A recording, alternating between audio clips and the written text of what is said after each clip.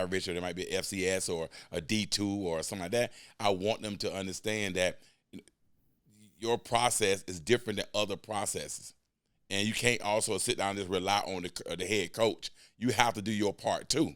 And you have to check off all the 5 boxes. It keep coming back to that magic box.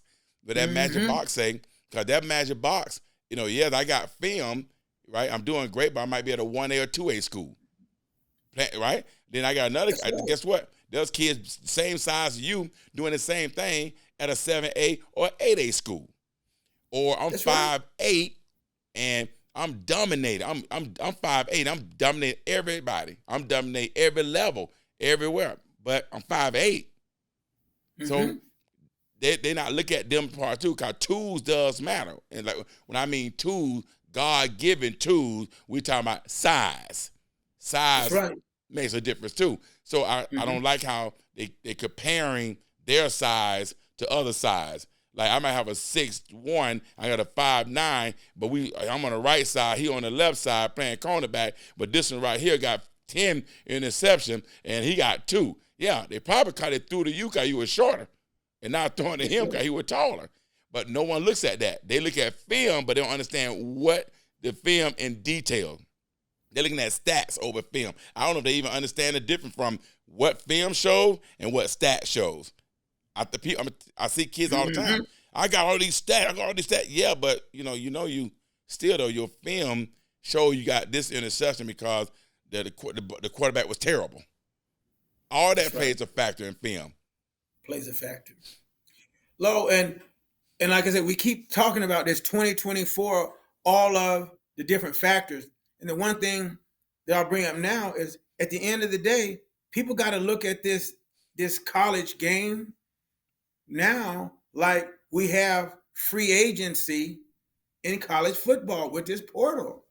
Right. If I'm school X and let's say maybe I lost an athlete to the portal, or let's say I'm young at this position, we got these guys in here that are O-linemen or these guys in here that are linebackers.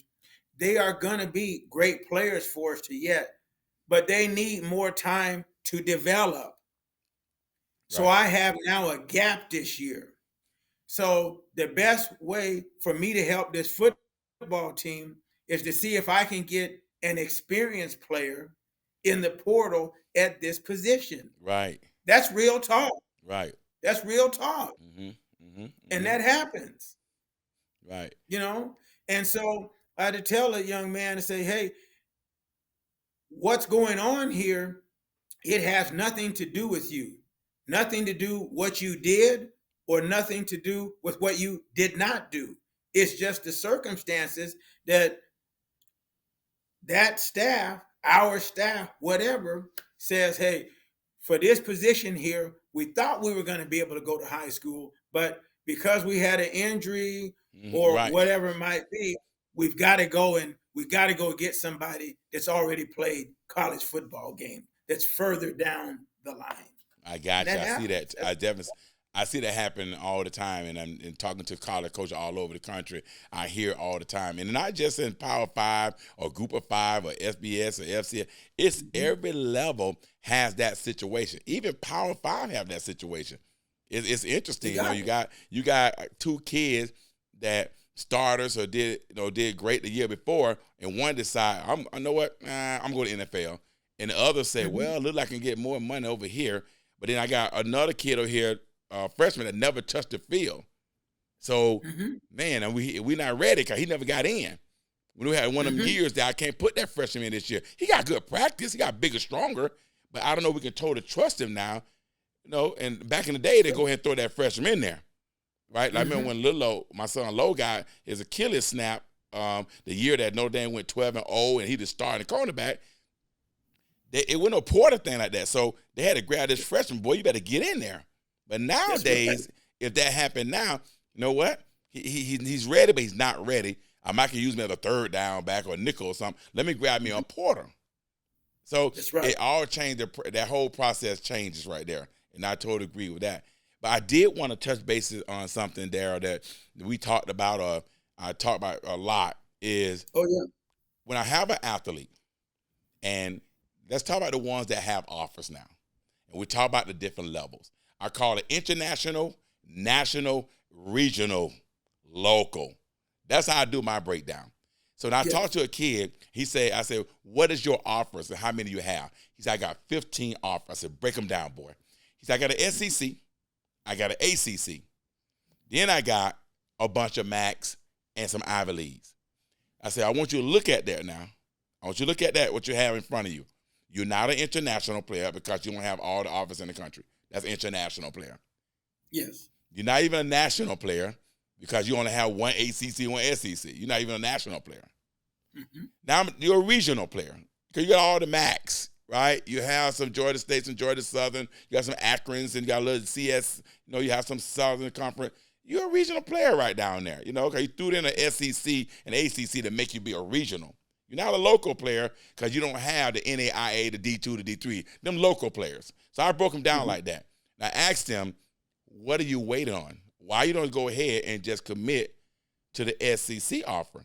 It's a great education, it's a great school. Well, Coach, I'm looking for something different.